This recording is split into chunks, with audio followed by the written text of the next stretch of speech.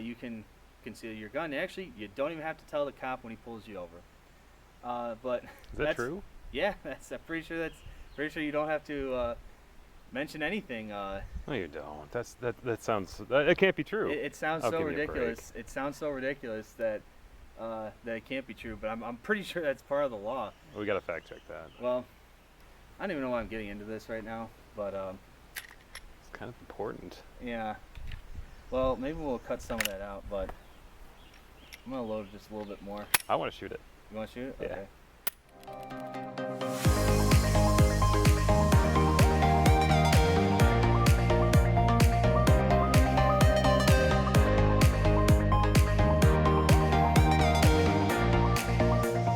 Hey everybody, thanks again for stopping by the channel. If you're new here, please consider subscribing. It really helps us out. It only takes a couple seconds and actually does a lot to help us out. So appreciate that. If you do subscribe, please like the video if you found it enjoyable, and I guess we'll get started. So if anyone has been around the channel for a little bit, you know that one thing we really don't show too often are handguns, and one thing we virtually never talked about is carrying or concealed carrying.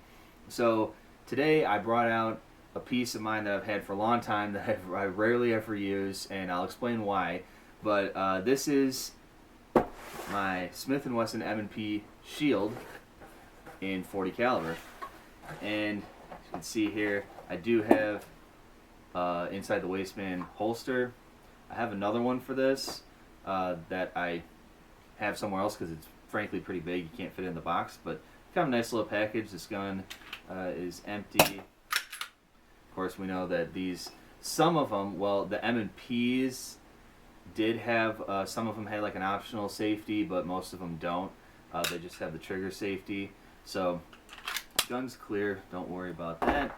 I got this probably somewhere in 2016, I would guess. Bought it used, got a pretty good deal on it, got extra magazines, 2 holsters, and the gun looked like it was probably never used. I mean, I don't think it was ever shot, really.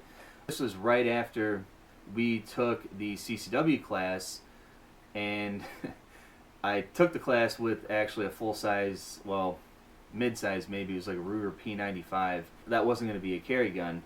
So I figured, might as well go out and find a carry gun. So first thing I thought is, what's the most reasonable small gun that doesn't weigh a ton, and I liked 40 caliber at the time. I thought that was a pretty cool round, so I found this, and I thought that maybe I'd be carrying this sometimes. So I tried to go out and go to the range and shoot with it and see if I could get good with it, and it was really tough because at that time the indoor ranges were really expensive, so we were going to outdoor ranges that were really cheap, but unfortunately the pistol range was a 25-yard range, which is kind of a lot for pistol. I guess if people are good at that, it's not. It was really hard for me to use this thing and hit reliably with it. I just don't like the trigger that much, never did. There are ways to upgrade it, which I thought about doing, like a spring kit and a little bit of polishing inside. I did think about breaking it down and doing that. I did it to one of my Glocks, and that really helped, but not this. So actually, I pretty much quit shooting it. I mean, it was really hard to hit stuff. It's very snappy. We're going to have some video footage of us actually trying to shoot it on the compound here at a much shorter distance where something like this would probably be used, especially in a self-defense situation. I will say that I actually literally never even attempted to carry it once. Like with either this or the other holster, I never did once. I think we're going to do a video at some point on our CCW class experience, because, man, that was a weird one. I mean, basically the guy, it's almost like he tried to talk us out of getting the CCW at multiple times during the class, and they seemed to just let just about anybody pass, so that was kind of weird. But that's a topic for another day. So anyway, got the CCW, went out and tried to get a tiny little gun, or as tiny as I could get, that could have a 40 caliber, and that's what I found. And I mean, I like the gun. I mean, they're well made, they're reliable. It's only had a problem when running one type of ammunition called Perfecta, which they used to sell at Walmart. I haven't seen it in like 5 years, but it had a problem running that. Other than that, it's ran everything just fine. Very easy to take apart and clean. I'll show you a basic strip down of it in a second. So, I guess the reason I never carried was because I just felt I didn't need to. I mean, I've been fine. I was fine in my entire life up until then. Obviously, I was a little younger. Never really encountered a problem like that. Sure, I mean, maybe at some point in your life there may be one situation where you kind of wish you had it, even if you didn't have to pull it out. But also, the laws in my state were, which is I live in Ohio, they were a little different back then, and people may know that there a lot of states nowadays. I think about half of them have permitless concealed carry. We know a lot of states it's legal to open carry permitless. Some states it's illegal to open carry. I think Florida might be one of those states I want to say where it's actually illegal to open carry, but you can conceal carry there. Correct me if I'm wrong in the comments, but in Ohio, you had to get the concealed carry license to conceal carry, obviously. And anyone that knows anything about it knows that there's certain places where you're not supposed to bring it, like on public transportation or certain buildings or government-owned buildings or banks and stuff like that. It just seemed like at the time, like most of the places where I'd be going, you're technically not supposed to be carrying it in there anyway. And I was in school, I was taking buses and stuff downtown, and I was like, wow, I'm not supposed to have it. Now, do people carry into these places and all these restaurants and bars and places where you're not supposed to carry? Absolutely, people do. People that carry generally carry virtually everywhere. They, supposed to obey the laws, but I think they more or less don't because they'd rather have it. I mean, you see those stories where somebody used a gun to save somebody in Walmart or something and shot a guy, saved a lady that was about to get stabbed or something, and then the guy that shot him got in trouble because he wasn't supposed to be carrying in the store or something like that. But it just never appealed to me. I don't know why I got it. I mean, it was just something, I guess, to do. I mean, we found a class that was a reasonable price. It was a one-day class, so we were like, hey, let's go. Yeah, just literally never carried. I mean, shot this gun a little bit. Probably has seen less than 300 rounds for sure since I've had it. I've probably cleaned it way more times than I've actually shot it. But there's just something cool about having 40 in this little package. That's why I like it. Can't really hit too good with it. But it's because I don't practice with it. So anyway, that's the story behind this gun. This is the carry gun that I don't carry, that I never use. That might end up being the title of the video, I don't know, but it's a shame because it is a nice little gun. It's too bad that I don't use it. But anyway, in Ohio, which is where I live now, last year, about almost a year ago, they passed a law to where they are allowing permitless concealed carry now, joining 22 other states, I think, in the country where you don't need any training, you don't need any classes, nothing. You can just conceal carry your pistol wherever you want. You still have to obey the laws about, not carrying it into certain buildings or banks or whatever. Those things still apply. But what now doesn't apply is the fact that you no longer have to inform a police officer if you run into one or apparently get pulled over or what, that you're carrying. And they also won't know. Before, if you had the concealed carry license, they would know that when they pull you over based on your license plate that you have it, and you were supposed to, if you were carrying, inform the officer that you had the weapon on you, and ask the officer, what should I do? What do you want me to do? And even if you ran into an officer in some other capacity, you were supposed to say, hey, I got a gun, what am I supposed to, what do you want me to do? Even though there's no reason for you to tell them that. Anyway, back then, if you didn't have the firearm on you, but you did have a concealed carry license, and you're getting pulled over, the officer would know that you had the license, so he would probably suspect that you may have the gun on you. If you didn't have the gun on you, you technically didn't have to say anything. You're not required to say anything. It's still recommended to tell them that you don't have it on you. Because anytime you reach for something, who knows, with the way police are, in the country at this point, they're always afraid of what's going on at a traffic stop. I mean, wouldn't you if you were, you don't know who you're walking up to in most situations. I mean, something we don't think about, something I never thought about, but I guess they have a right to kind of be a little nervous when they're walking up to a random car with a random person in it. Anyway, nowadays, so with that law that no longer requires you to get the concealed carry permit, you also are no longer required to inform the officer if you have it on you. And I think that's kind of messed up. Just my personal opinion on it. It's not legal to have to do that, but as far as Common sense will tell you you probably should. If you're watching this and you're in Ohio or any other state that has this type of law, I urge you to use common sense when you run into a police officer and you are concealed carrying a weapon. Because I have a feeling if you don't tell them and something ends up going south, might ruin your day. Just a hunch, might ruin your day. Let's go over this gun just a little bit. So this is from the M&P line, which people really like. These were the M&P line by Smith and Wesson was built kind of to be a Glock clone or copy. It certainly is not exactly, but it's a striker fired gun like a Glock. The Glock comes apart super easy. This comes apart super easy as well, but there's a takedown lever right here, whereas the Glock, there's just tabs that you pull down. I'm sure most of you know about the Glocks. So I believe these came with this only has one 6-round magazine in what he gave me, and it has 2 7-rounders, which just have this little like extension there for your pinky. Your pinky doesn't really fit on this thing, as you can see.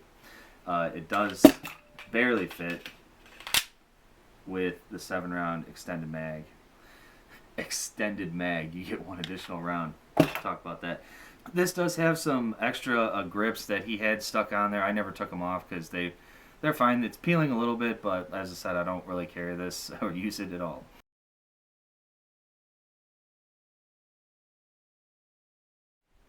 Alright, so I got my CCW back in 2016, and I have carried a total of 0 times up until today. I'm carrying. Can you tell? I'm sure you can, because I can't hide it very well, because I've never carried before. Well, wanted to, but yeah, concealing one of the finest weapons ever created. Yeah, I suppose I could probably do this all the time, but frankly, it just seems rather uncomfortable, and I generally don't wear pants that would support anything heavier than my phone, so without falling down in public. So I'm gonna take a couple shots with this. The reason I bought this for the concealed carry permit that I got, just because it was tiny, and they seem to have really good reviews and shoot well. But I wanted to get the biggest, the most firepower I could in it, so I opted to go for a 40, and kind of found that to be a mistake, which you'll see here in a second. Me trying to hit stuff. Not the easiest thing to shoot, I will say, but yeah, that was my personal decision back then. If I had to do it over, I'd probably get a 9mm, but let's try it out. All right. I'm just using some Blazer. All right. Now, let's see if I can hit anything.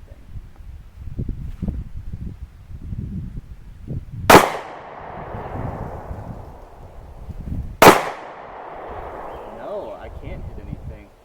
I hit a big bottle, but I'm having very big problems hitting these cans. Except for that one. Am I out? No. Well,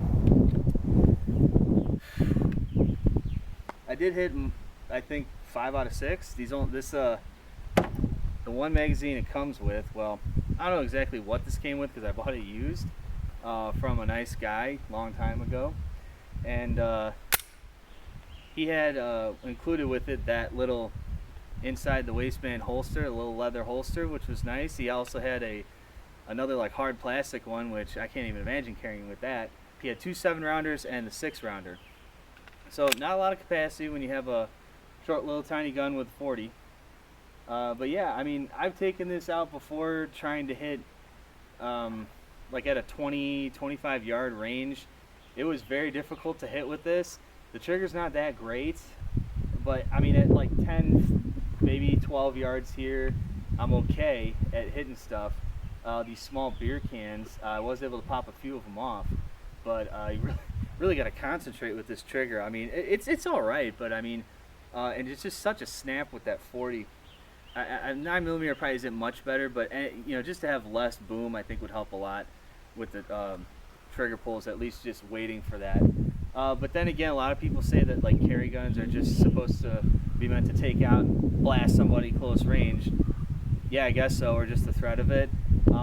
As far as like long range shooting, trying to lead somebody or hit their leg, like everybody said, oh, just shoot them in the leg, don't shoot them in the body. Yeah, right. I don't know how you're gonna do that. Let's load some more up, and actually, I already have some more loaded up. I'll take a few more shots. Might be one of those low-flying buzzard hawks. Yeah. Well, you hit a few of them. Yeah, I did. So. I mean, luckily with your huge gut, they can't see the concealed carry, so works out well. Yeah, it probably just makes your love handles look bigger, I guess. But so here's a 7-rounder. I probably should put my ear protection back on. I don't know why I took it off. That thing's hot. Ready to go. All right. Just gonna go for that big container again. I'm gonna try and I'm aiming low on this for sure.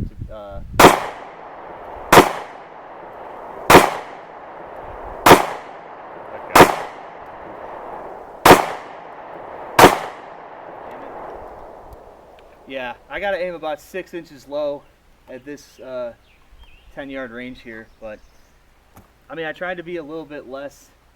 That time I wasn't even concentrating nearly as hard. I actually was able to hit most of what I was aiming at. Pretty cool. Nice. All right, I'm gonna go for some cans on the right side. Kind of be a little bit more lax with it. All right. Aiming. Ooh, that was way low.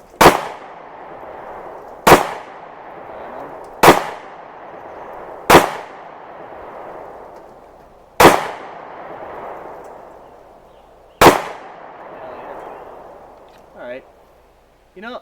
I mean, I'm having a lot more fun doing it here at close range.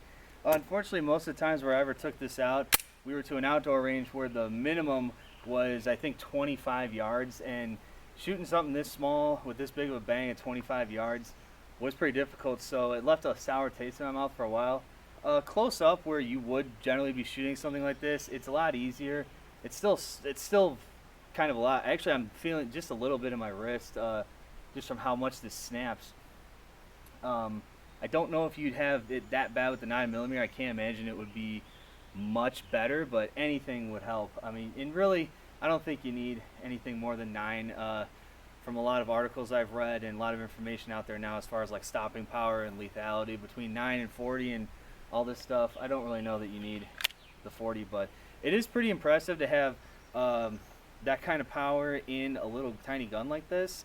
And I mean, it looks even funnier, like just even more tiny with the 6-rounder. I mean, like, that is small. I forget how much this weighs, but we'll weigh it later.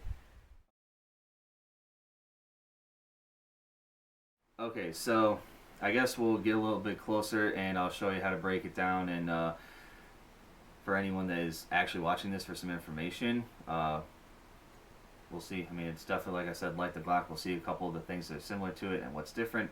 You can also get these in 9mm, which is probably what I should have done from the beginning. I think you're going to get a little bit more capacity. As far as killing and lethality power up close, I mean, 40 and 9 are pretty similar. I mean, there's a lot of articles that you could read that would agree with the idea that between 9 and 40 and 45 even for like up close killing potential and stopping power, they're all pretty much the same. It just makes sense that most police departments, and they want you carrying like a 9mm, and that's why most people get it, because easier to shoot, you're gonna get more. And I wish I would have got this in 9mm, but that's, too bad I didn't. So anyway, we'll get in close and show you how to take this thing down. So first thing you want to do is drop your magazine out. You're gonna notice that it does not have a safety over here. Some of the M&Ps, like the full or mid-sized ones, will. The only safety you get on this is the trigger safety, which they borrowed from Glock. They also borrowed pretty much the basic sights from Glock. So you're going to take it down with the takedown lever. So first thing you want to do is lock it open. Then you'll drop this lever. I find it easiest to just release it and pull the trigger. disconnects your slide from your frame. This looks very Glock-like in here. There's your little teeny barrel. I don't know exactly how long that is, but man, I don't even know if that's 2 inches. Maybe. So, the frame, as far as disassembling the actual frame, and if you wanted to like upgrade the springs for the striker assembly, it does require, I believe, a punch, and you have to drive these sights out, like literally drive them out with a punch or hammer or something once you take this little screw out that mounts it. I mean, you could get in here and polish up the firing pin block, and in here in the frame you can polish up some of these parts. So I was going to do that, but I don't personally think I will ever do that. I mean, it is what it is. I mean, it shoots decent. So alright, so to go back together, first thing you're going to want to do is make sure there is a little tiny lever in here. You're going to want to make sure this lever is down, in that down position. I don't know if you can see that there. So next, I'm going to put my barrel back in. Make sure if you're putting it back in, you put a little bit of oil on the barrel. Not too much. You don't want stuff getting stuck, and generally you put a dab right there too. You don't want to oil your spring ever. And you also don't want oil getting anywhere near your firing pin block.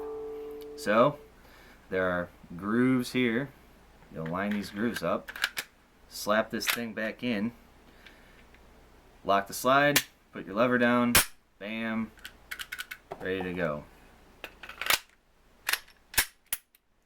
So pretty simple. Very simple, actually. I mean, I really love the design of the M&Ps. I've thought about getting a full-size one just for the heck of it, but will I ever use it? I don't know. So this, again, is the carry gun I never carried, probably never will. Literally, the first time I actually equipped this and put it on and wore it was yesterday. Oh, boy. How ridiculous, but just thought it would be interesting to go over this gun because we never showed it. A lot of people have them. They're really great, and in 9mm, but they're really cool. A lot of people have them. I also agree with the general consensus that they did a pretty good job building the pistols, even though they copied Glock. I mean, they did their own spin on it, but basically everybody copies Glock, so whatever.